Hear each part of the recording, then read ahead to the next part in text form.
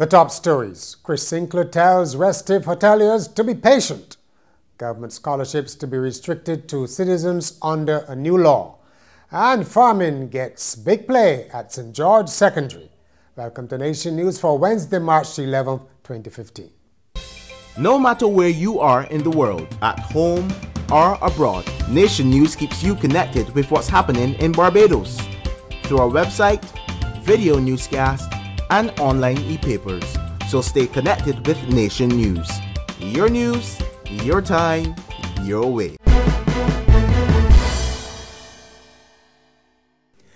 Fretful hoteliers have been told by the Finance Minister Chris Sinckler that good things will come to those who wait.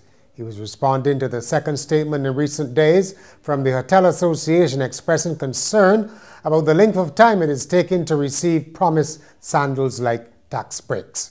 Mr. Sinckler told Nation News the enabling law was only proclaimed this year and the process of granting the duty-free concessions will be completed soon. And he urged tourism players to use the allowances responsibly when they are in place. What we need is for people to exercise discipline in the system, because without discipline, this is going to break down. We're talking about a wide range of products, a wide range of services, and of course the country is making a tremendous sacrifice in terms of giving up duties and taxes to facilitate this. So there has to be discipline in it, and when people compose their lists, they should put things that they know are important and essential to making their properties more competitive and giving guests the ultimate experience and highest quality, but not just throw things in because you have duty free and you want to put everything on. I'm not saying that's what people are doing, but I'm saying that that's the level of discipline that we have to exercise. Otherwise, you know, it's going to collapse on its own weight, and we don't want that to happen. Make Louis Lynch a national hero, says the chairman of the foundation that bears the name of the founder of the long-closed modern high school. Emerson Graham, who heads the Louis Lynch Foundation, told Nation News that Mr. Lynch was instrumental in giving Barbadians greater access to secondary education when he set up the school in 1944. Although a bust of Mr. Lynch has been erected and a stand named after him at the National Stadium, Mr. Graham says making him a national hero would be a more lasting tribute. Non-citizens will in future be excluded from government scholarships, bursaries and other education grants and awards. Minister of Education Ronald Jones made the announcement in the House of Assembly on Tuesday night as he piloted an amendment to the Education Act. Mr. Jones said countries across the world are making decisions to put their citizens first in such matters. At present, children of non-nationals who have resided in Barbados for a period of 7 years can benefit from the same educational assistance as Barbadians. Opposition spokesman on education, Edmund Hinkson, said the change was just another cost-cutting measure by a cash-strapped government.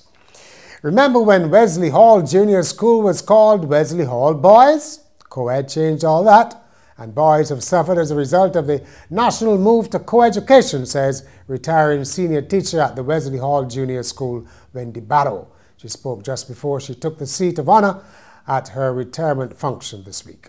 I came along with my children, my two boys at Wesley Hall Junior School. It was always a boys' school.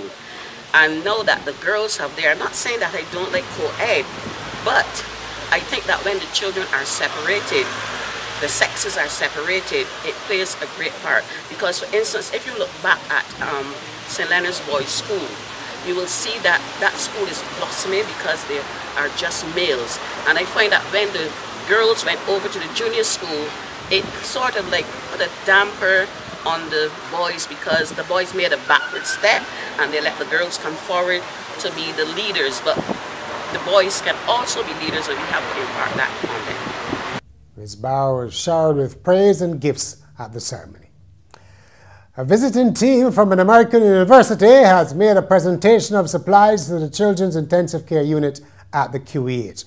Professors and public health students from Coastal Carolina University are here on a one-week study trip during which they will visit local healthcare facilities. Professor John Yanessa spoke to Nation News. The preventative medicine that the hospital promotes, and so we wanted to, in a small way, begin supporting that. And so this is what we hope is the beginning of a fruitful relationship for the future with this donation, and we're very happy to learn about the new campaign to promote breastfeeding, and so we were more than happy, since we were going to be in the country anyway, bringing us a group of students for a study abroad experience. We thought, well, this would be the perfect opportunity to donate these supplies to the pediatric intensive care unit. A Guyanese mother of 3 was so desperate to come to Barbados that she signed a false declaration to obtain a passport. 35-year-old Celie Monroe told the court in Georgetown that she'd signed a declaration in June 2012 stating that she was Elena Bacchus. According to a published report, a tearful Monroe told the magistrate's court on Tuesday that she was the sole breadwinner for herself and her 3 children, and she was planning to come to Barbados to work and support them. For her misdemeanor, she was convicted and fined $40,000. That's about 390 Barbados dollars. The St. George Secondary School has big plans for agriculture, thanks in part to a $60,000 grant from the Inter-American Development Bank.